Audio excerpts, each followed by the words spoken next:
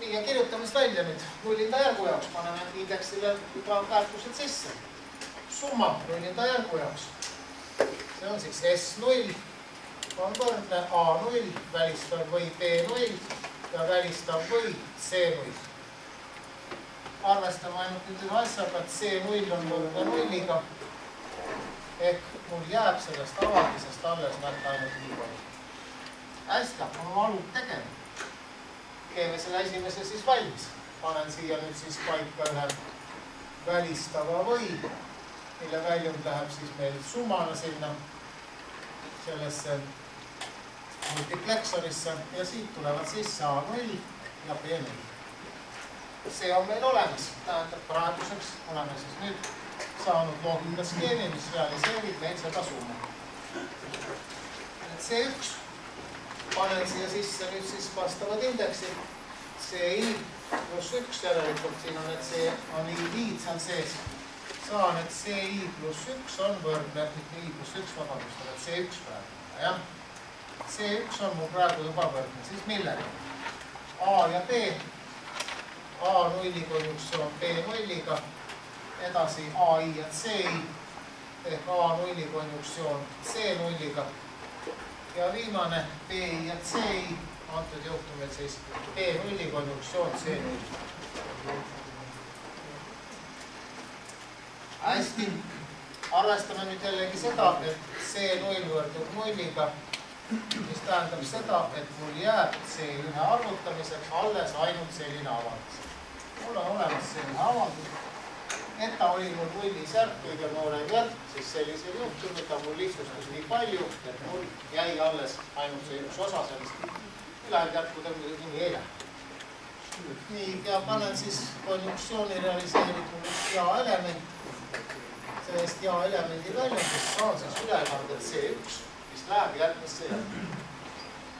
Järgmist järgust C2 ma ei arvuta, arvutan ainult siis selle summa, millega siis võrdub mul S'1, ta võrdub A1, välistav või B1 ja välistav või C1. Seejuures kõik on mul olemas. C1 ma arvutasin ka juba välja. Järelikult võin ka selle valmis teha. Siis summa, mis tuleb siia, see tuleb siis 1 välistav või, kuhu tuleb mul siis see C1. Ja siia juurde kohe ka teine välistav või, kuhu siis tulevad mul kokku nüüd vastavalt A1 ja B1.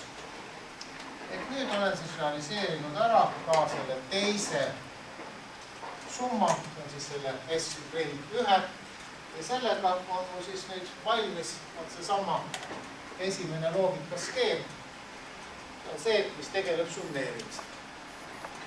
Kodune ülesanne teile on teha lahutaja täpselt samamoodi ja lahutaja osal tuleb see teist alu ülesandeks, osal ei tule. Küsin igatahes, kuidas lahutamine käib, et kodune ülesanne on lahutaja tegemine.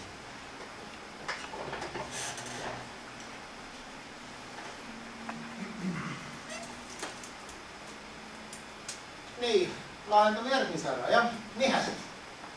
Mis on nihe parem?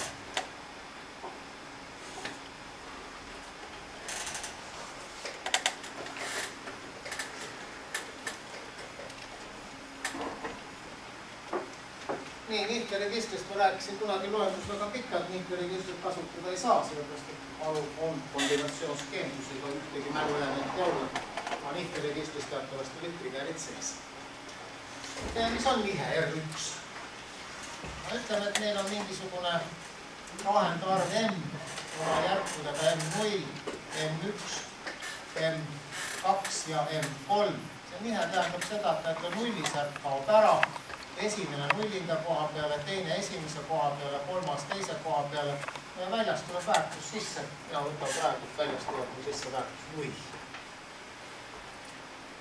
Võtan teise värvid, ma joonistan selle eri värvidega, siis on näha, mis osa midagi realiseerib. Kus meil siin vaja? Meil on see nihutaja, sisse tulevad siia mis? Sisse tuleb siia A0 ja A1 ja välja lähevad siis N0 ja N1.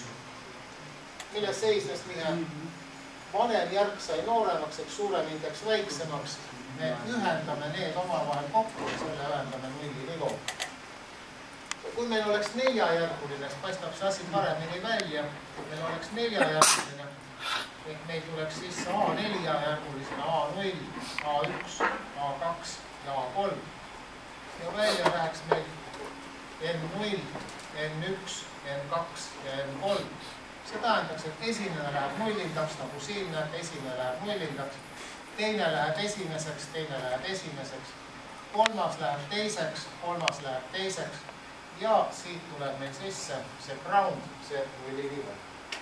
Aga antud juhul A1 läheb N0-iks, tähendab siis seda, et igasugune nive on tegelikult triviaalne loogikaskeem, kus tuleb kõigesti otsad kokku ühendada. Noh, ja selle ühendan siia groundi nullinivu. Punasega tegin siis praegusel juhtumil selle, mis mul võttis, teab realiseerimisnihe. Et noh, nüüd mul on siis ka nihke osa tehtud. Konjunktsioon, ei mingit saladust.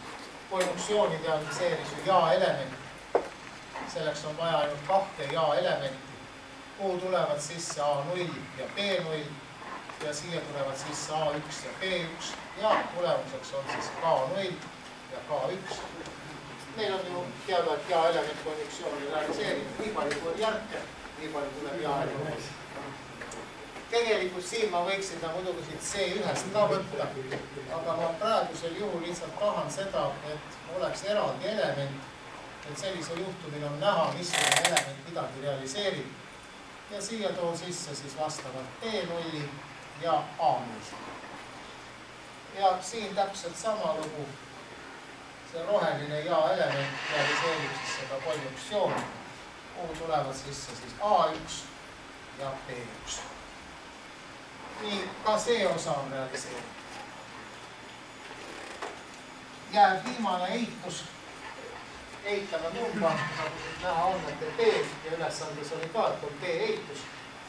Tähendab seda, et eid ju realiseerib meil ei miski muu kui üks ei-element. Meil on kaks järku, siis on meil kaks ei-elementi, E0 ja E1. Eitasime B-d, B0 ja B1. Tähendab, eitamiseks ma teen siin punasest, kui sinist värvi ei ole. Punased on kõige vähem siin, teen siin eitusega punased. Eks siia tuleb siis kaks ei-elementi, eitasin B, siia tuleb mul siis B0 sisse, siin eitasin ka B, tuleb sisse järelikult vanemas järgus B1, see on B1, mis tuleb siit sisse. Et tegelikult meil on siis iga selle eraldi operatsiooni jaoks oma loogikas-skeem. Kui teie saate oma ülesandest, te peate lihtsalt analüüsima, kui mõni langeb kokku, jääb mõni element samaks, mõni seda funktsiooni realiseerib osa samaks, mõni jällegi mida ma teilt ootan? Teilt ootan nähtavalt samasugust asja, nagu see sama asi, mille mina juba tegin. Siin tahvli peale praegu, see on minul on ta siin siis valmis tehtud.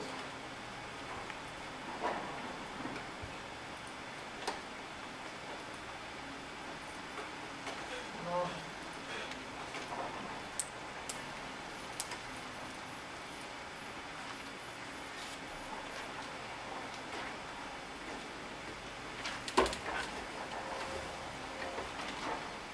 Nii, nagu näete, siis siin on muutunud natukene selle multiplexori kirjapilt. Ta on natuke teistmoodi joonistatud, kui minul seal oli. Mina joonistasin ülevalt alla, siin on näete kaks poolt, A ja B on samamoodi paigas. Estrobeerimissisendid näete on kokku võetud, mul ja tulevad siia groundi nulli nivoo peale, kogu aeg on multiplexeerimine lubatud. B tuleb siit, läheb näete mul M-iks, on siin. A läheb siit, läheb mul S-iks, nii nagu seal on. No ja väljundid, Y tuleb siit, see läheb mul siin praegusel juhtumil Y0-iks ja see läheb siit mul Y1-ks. Ja sisendid C0, C1, C2, C3, täpselt samamoodi, need C-sid seal praegu joonistatud ei ole, teise pildi peal oli need C-d olema. Ja ülejäänud loogika on täpselt sama, siin on siis tegemist samade välistavate võidega. Nullide järgu summa, esimese järgu summa ja siit tuleb ülekanne. Ja nii edasi, kõik need elemendid täpselt samamoodi paika panna. Ja nüüd, kui lasen simulatsiooni ka läbi siin, ta on siin valmis joonistatud. Kõik